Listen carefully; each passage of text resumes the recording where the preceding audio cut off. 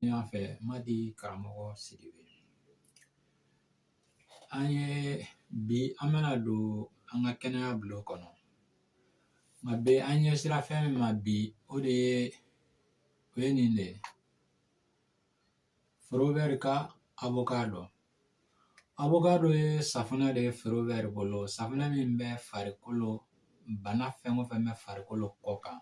Safunɛ in bɛ o de kɛlɛ. Kaba, kurukuru misɛnnin, farikolo la ŋɛɲɛ banbali.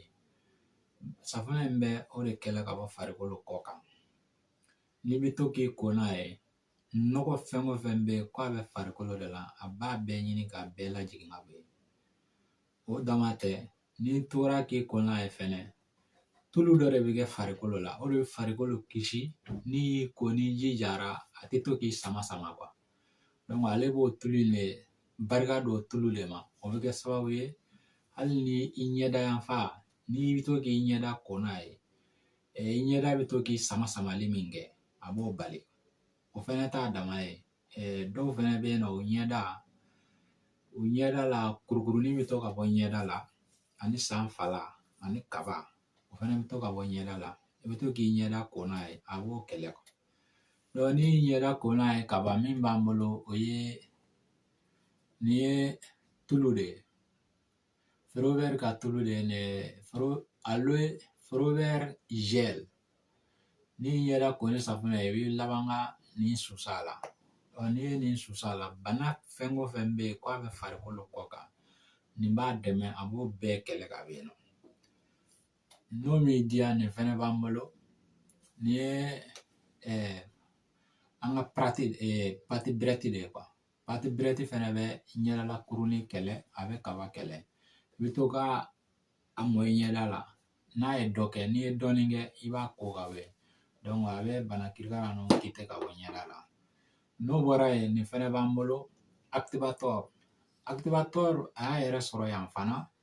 Ale ka baara ye min ye, n'i ye safunɛ in kɛ k'i ɲɛ ko, ka a ko k'a jɛ wagati min, n'i tilara, Activator i bɛ ale mɔ i ɲɛda la. Ale bɛ ɲɛda nuguya, k'a ko, k'a jɛ, k'a nuguya i b'a fɔ ko buteli kɔ.